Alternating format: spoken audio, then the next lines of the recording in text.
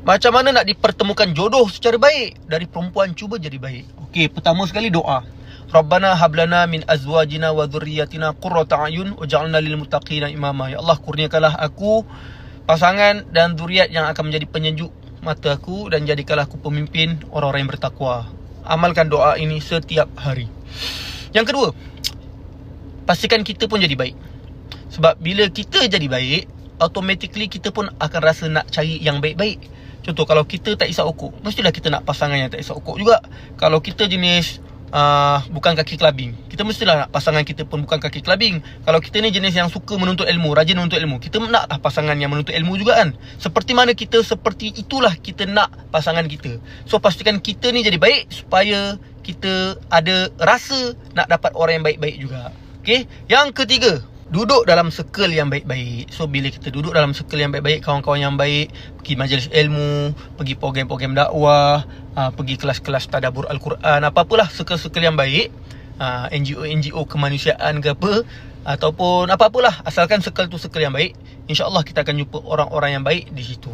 Keempat, bila kita dah jumpa orang-orang yang baik di situ, kita confess lah.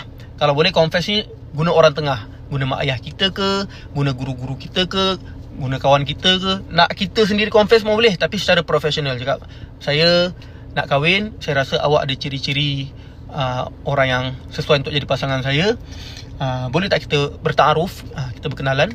So kalau dia setuju untuk berkenalan, alhamdulillah rezeki. Kalau dia tak setuju, cari orang lain. Kemudian kalau dia setuju, bertaaruf lah. Pastikan ada mahram yang bersama kita ketika proses ta'aruf tu, supaya tidak menimbulkan fitnah ataupun nafsu syahwat dan sebagainya.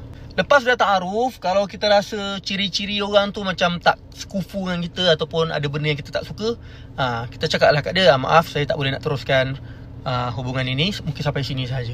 Tapi kalau lepas ta'aruf kita rasa, inilah ciri-ciri pasangan yang saya cari, dan dia pun merasakan benda yang sama, apa next step? Jumpalah keluarga pula, bincang dengan keluarga. Lepas tu susun tarikh kahwin, susun tarikh tunang ke apa. Lepas tu sepanjang tunang tu kena jaga ikhtilat juga, supaya tak terjebak dengan benda-benda yang tak sepatutnya. Sebab banyak juga orang yang tak sempat nak kahwin dah berzina dah. Masalah juga tu. So pastikan time tunang tu pun jaga batas-batas ikhtilat. Kemudian kahwin. Lepas kahwin, dia bukan macam filem lepas kahwin terus bahagia ke apa, tak. Setiap nikmat tu ada ujian juga. So setiap perkahwinan tu ada ujian juga. Sebab hidup ni memang ujian. So apa nak buat? Bersabarlah dengan ujian tu. Sama-sama kuatkan rumah tangga sampai ke syurga, insya-Allah. Okay? Semoga jumpa jodoh.